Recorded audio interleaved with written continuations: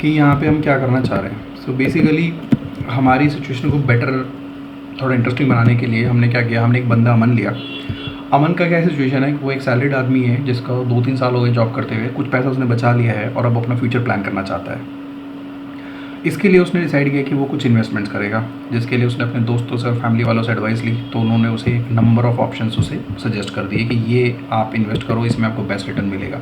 But अमन थोड़ा smart था। अमन ने सोचा कि सीधी सीधी किसी की बात मानने से अच्छा है क्यों ना मैं इसका रिटर्न इवेलुएट करके देखता हूँ और फिर डिसाइड करता हूँ कि कहाँ पे मुझे पैसा इन्वेस्ट करना चाहिए। अमन ने बड़ी स्मार्टली अपनी प्रॉब्लम को 2 हिस्सों में बांटा। पहला हिस्सा था कि उसे कितना पैसा किस इंस्ट्रूमेंट में इन्वेस्ट करना चाहिए, जिसका नाम उसने रखा पोर्टफोलियो एलोकेशन। दूसरी चीज़ उसने आपसे डिसाइड करी कि वो 5 साल के लिए पैसा इन्वेस्ट करेगा, तो उसे ये भी पता होना चाहिए कि उसे रिटर्न कितना मिलेगा। तो इन दोनों सवालों के जवाब के लिए let's move further and understand how the investment vehicles he is going to invest. पहली चीज़ है गोल्ड। गोल्ड में हमेशा बोला जाता है कि गोल्ड एक सेफ बेट है और गोल्ड के अंदर ऑलमोस्ट ज़ीरो रिस्क है। अगर मैं ये चार्ट देखूं जो कि बेसिकली गोल्ड के प्राइसेस दिखा रहा है पूरी दिल्ली के अंदर, जो फ्लक्चुएटिंग है हर महीने हर दिन के हिसाब से प्राइसेस बदलते रहते हैं। अगर मैं किसी को बोलूं कि अगर किसी ने गोल्ड यहाँ अप्रैल 2020 में ख़रीदा होता और अगस्त 2020 में बेचा होता तो उसने मैक्सिमम प्रॉफिट कमाया होता। आपको डेफिनेटली व्हाट्सएप मैसेज भी आएंगे इसके ऊपर कि गोल्ड में सबसे ज़्यादा रिटर्न मिल रहा है, गोल्ड में इन्वेस्ट करना चाहिए, गोल्ड में इन्वेस्ट करो। बट लेकिन अगर किसी ने अप्रैल 2020 में ख़रीदा होता या किसी ने अगस्त 2020 में ख़रीदा होता और आज वो उसे बेचने की सोचता तो उसको डेफिनेटली बहुत बड़ा लॉस हो रहा होता। तो इन सब चीज़ों को अवॉइड करने के लिए, डिस्कशन को अवॉइड करने के लिए मैं एक काम कर रहा हूँ। मैं पूरे सारे इंस्ट्रूमेंट्स को 1 साल के डेटा पे एनालाइज करूँगा इनिशियल रिटर्न ऑन इन्वेस्टमेंट बनाने के लिए, और फिर मैं उनको पैरिटी लाने के लिए 5 साल के टाइम फ्रेम पे एनालाइज करूँगा, क्योंकि 1 साल का डेटा काफ़ी मिसलीडिंग हो सकता है। कभी बहुत हाई रिटर्न हो सकते हैं और कभी बहुत लो रिटर्न हो सकते हैं। तो गोल्ड के केस में भी कुछ ऐसा ही हो रहा है। अगर किसी का 1 साल का रिटर्न देखे गोल्ड का, तो गोल्ड से ऑलमोस्ट 3% का रिटर्न आ रहा है। ये सारा डेटा जो मैं यहाँ शो कर रहा हूँ ये पब्लिक डोमेन अवेलेबल है, आप जाके चेक कर सकते हो, डिस्क्रिप्शन में आपको लिंक मिल जाएंगे। कोरोना के टाइम पे सबसे ज़्यादा गोल्ड की प्राइसेस बढ़ी थी, जिसके बढ़ने के पीछे कारण ये था कि लोग गोल्ड को सेफ मानते हैं, सबसे सेफ इन्वेस्टमेंट मानते हैं, जिसकी वजह से वो लोग अपना पैसा बाकी और जगह इन्वेस्ट करने के बजाय गोल्ड में इन्वेस्ट कर रहे थे, जिससे गोल्ड की डिमांड हाई हो गई थी। और इनफैक्ट इकोनॉमिकली ग्लोबल इकोनॉमीज़ में भी अगर हम बात करें तो वहाँ पे भी मैक्सिमम बैंक्स जो उस टाइम पे गोल्ड स्टोर कर रहे थे, इसलिए गोल्ड की डिमांड हाई हो गई थी, सप्लाई कम हो गई थी, जिसकी वजह से गोल्ड के प्राइसेस शूट अप हो रहे थे। बट इस पर्टिकुलर केस में 1 साल के अंदर रिटर्न जो है 3% ही आ रहा है, और अगर मैं 5 साल के एनुअल एवरेज रिटर्न की बात करूँ तो वो ऑलमोस्ट क्लोज टू 12% के आसपास है। हम इन नंबर्स की डिटेल के लिए अलग से वीडियो बना सकते हैं। If you need more details let me know. Next investment vehicle जो है वो है स्टॉक्स। स्टॉक्स के केस में अगर मैं बात करूँ, स्टॉक्स को सब इंडिया में सबसे ज़्यादा रिस्की माना जाता है और उनका रिटर्न जो है वो भी अनसर्टेन माना जाता है। क्या ये सही में बात सही है? अगर मैं चार्ट आपको दिखाऊं, पिछले 1 साल का चार्ट अप्रैल 21 से अप्रैल 20 तक के बीच में अगर आप देखोगे, किसी ने अप्रैल 20 में अगर 1 लाख रुपए इन्वेस्ट किए होते तो आज के टाइम पे उसका रिटर्न काफ़ी हाई होता, क्योंकि 9,000 से लेके आज के टाइम पे ऑलमोस्ट 14,000 के करीब रिटर्न चल रहा है। तो किसी ने अगर 1 लाख रुपये इन्वेस्ट किए होते किसी ने अगर ऑलमोस्ट 90,000 रुपये इन्वेस्ट किए होते तो उसके पास आज के टाइम पे ऑलमोस्ट 1.5 लाख के आसपास रुपये होते। बट अगेन ये डेटा 1 साल का है, अगर इसको 5 साल पे एवरेज करके देखें तो शायद इतने एग्रेसिव रिटर्न नहीं मिलेंगे, जो कि ट्रुथ है। तो 1 साल का रिटर्न भले ही 65% है, लेकिन अगर इसका एवरेज 5 साल तक का देखो तो आप इसका एवरेज आता है ऑलमोस्ट 15% के आसपास। ये डेटा भी पब्लिक डोमेन में अवेलेबल है। नेक्स्ट इंस्ट्रूमेंट व्हीकल है प्रॉपर्टी। अब प्रॉपर्टी बड़ी इंटरेस्टिंग चीज़ है जिसको इवेलुएट करना काफ़ी अपने आप में काफ़ी कॉम्प्लेक्स टास्क है। बट इसको सिंप्लीफाई करने के लिए और एप्पल टू एप्पल कंपैरिजन बनाने के लिए मैंने प्रॉपर्टी के केस में यहाँ पे REITs लिए हुए हैं। REITs के ऊपर मैं एक सेपरेट वीडियो बना दूँगा छोटा सा, जिसपे आप अंडरस्टैंड कर पाओगे REITs होते क्या हैं। अभी के लिए आप इतना समझ लो, ये बेसिकली म्यूचुअल फंड की तरह होते हैं, जहाँ पे बहुत सारे लोग मिलके एक ट्रस्ट बनाते हैं, उस ट्रस्ट के अंदर वो पैसा डालते हैं। वो ट्रस्ट एक मैनेजर को हायर करता है जो कुछ रेंटल और सेलेबल प्रॉपर्टीज़ आगे जाके ख़रीदता है, और रेंटल प्रॉपर्टी से जो भी इनकम आती है उसका 90% जो है रिटर्न जो है वो सब इन्वेस्टर्स में एज अ डिविडेंड बांट दिया जाता है।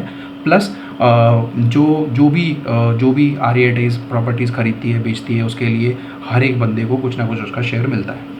तो इस तरीके से मैंने इसका शेयर प्राइस यहाँ पे लिया हुआ है, जो कि लास्ट 1 ईयर का ट्रेंड लिया है। लास्ट 1 ईयर की अगर हम बात करें तो रिटर्न इस केस में नेगेटिव रहे हैं। प्रॉपर्टी का कुछ टाइम से ऐसा बोला भी जा रहा है कि प्रॉपर्टी के अंदर ट्रांजेक्शन्स और इंटरेस्ट जो है लोअर कम हो रहा है, क्योंकि प्रॉपर्टी के प्राइसेस जो है वो ऑलरेडी इतने हाई लेवल पे है कि इतनी ज़्यादा ट्रांजेक्शन्स अब नहीं हो रही हैं। और जब से कोरोना आया है उसके बाद से तो ऑलमोस्ट इकोनॉमिक एक्टिविटीज़ हर जगह थम गई है, रुक गई है, और रियल एस्टेट की जो जो सेल्स है वो हाईली डिपेंड करती है कि कितना ज़्यादा मूवमेंट इकोनॉमी के अंदर है।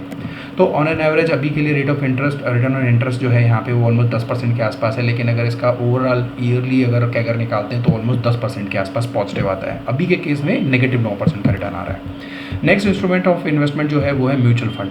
अब म्यूचुअल फंड को इवेल्युएट करने के लिए एक सिंपल अप्रोच मैंने लिया, और यहाँ पे मैं SIP के केस की बात कर रहा हूँ। यूजुअली आप लमसम भी इन्वेस्ट कर सकते हो, और उन सब टर्म्स को अगर आपको डिटेल में जानना है तो मुझे कमेंट्स में बताओ, मैं उसके ऊपर एक डिटेल वीडियो बना सकता हूँ। म्यूचुअल फंड के केस में यहाँ पे अगर आप देखोगे तो कॉन्स्टेंटली लाइक स्टॉक मार्केट एक कंसिस्टेंट इंक्रीज हो रहा है, क्योंकि ये बेसिकली कुछ नहीं है, ये इंडेक्स फंड है जो कि निफ्टी 50 को रेप्लिकेट करने की कोशिश करता है। बट अगेन यहाँ पे भी जो पॉइंट है, जो डिफरेंस है स्टॉक और म्यूचुअल फंड में, वो ये है कि दो ये पैसा इन्वेस्ट जाके स्टॉक मार्केट में ही हो रहा है, लेकिन यहाँ पे भी बहुत सारे लोग मिलके वो बकेट या वो बास्केट खरीदते हैं। जैसे यहाँ पे इस केस में UTI निफ्टी 50 का मैंने इंडेक्स लिया हुआ है। निफ्टी कुछ नहीं है, top 50 stocks of stock market है, जिसको आपके पास जितने पैसे हैं मिनिमम 5,000 से आप इन्वेस्टमेंट शुरू कर सकते हो, और हज़ार रुपये करके आप मंथली साल के 12,000 रुपये भी आप इन्वेस्ट कर सकते हो।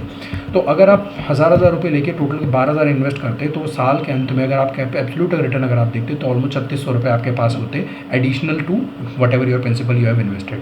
बट अगर मैं उसको एनालाइज केस में देखूँ, ईयरली रिटर्न देखूँ, जिसमें मैं अगर 1,000 को 1 साल के लिए मान लूँ, अगले 2,000 रुपये को 11 महीने के लिए मान लूँ, और अगले 3,000 को 10 महीने के लिए मान लूँ, तो मेरा एनुअल रिटर्न क्लोज टू 55% के आसपास आ जाएगा। बट चीज़ों को इंटरेस्टिंग रखने के लिए और कैलिब्रेटेड रखने के लिए यहाँ पे हम 5 साल का एवरेज भी लेके चलेंगे, जो कि म्यूचुअल फंड के इस केस में 12% आ रहा है। ये भी पब्लिक डोमेन में बड़ी इजीली अवेलेबल है, आप किसी भी ऐप से जाके या ऑनलाइन वेब पे जाके रिटर्न आप देख सकते हो। नेक्स्ट और सबसे लास्ट और सबसे इंटरेस्टिंग चीज़ है वो है FDs के बारे में। अगर मैं FDs की बात करूँ, यहाँ पे 2 टेबल्स हैं। एक वो इंटरेस्ट रेट है जो आपको ऑलमोस्ट 1 साल पहले मिल रहे थे, आपको 1 साल पहले तक ऑलमोस्ट 6% या 6.7% तक हाईएस्ट इंटरेस्ट रेट आपको मिल रहा था।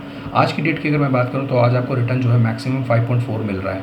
इनफैक्ट अब तो वो भी नहीं मिलेगा, क्योंकि गवर्नमेंट ने ऑलरेडी रेट कट्स का डिसीजन ले लिया है, और इनफैक्ट अभी थोड़े टाइम पहले न्यूज़ आई थी कि स्मॉल सेविंग स्कीम्स के इंटरेस्ट रेट भी काट दिए गए हैं, जिसको बाद में सरकार ने बैक ट्रैक कर लिया।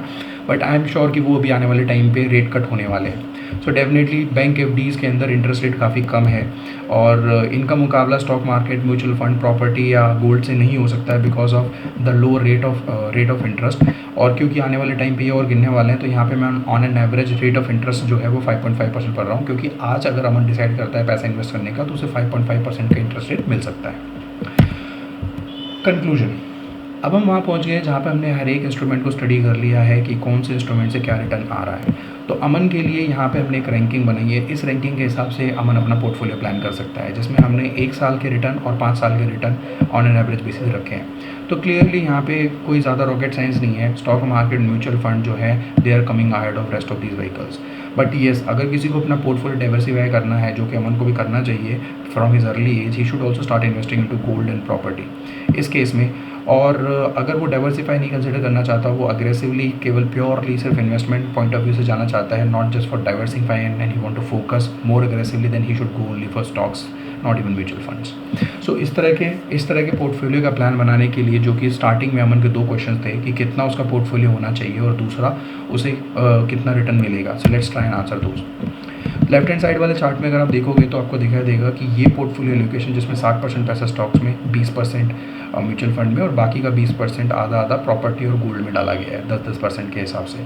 तो इस तरह का एक पोर्टफोलियो बना के अमन जो है वो ईयर ऑन ईयर इन्वेस्ट कर सकता है। और ईयर ऑन ईयर ज़रूरत नहीं है, हर 5 साल के बाद he can analyse his strategy to change the location, but this will definitely work for him. And how much return it is going to give him almost 14% return.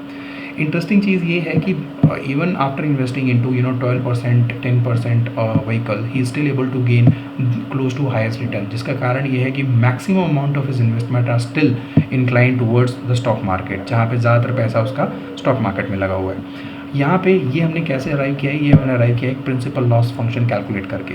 ये function basically एक तरह की वेटेज दे देता है ranking और stock की performance के हिसाब से और रिस्क के हिसाब से, जबकि प्रिंसिपल लॉस का रिस्क कितना है। जैसे फॉर एग्जांपल एफडी में आपके प्रिंसिपल, अगर आप 1000 रुपीज़ इन्वेस्ट कर रहे हैं तो वो 1000 रुपीज़ आपके कम नहीं होंगे, जिसको कि बोला जाता है प्रिंसिपल। उसके लॉस होने का रिस्क यहाँ पे ऑलमोस्ट 0 है। सिमिलरली यहाँ पे बाकी जगह भी है जहाँ पे आपके रिस्क जो है हायर साइड पे भी है।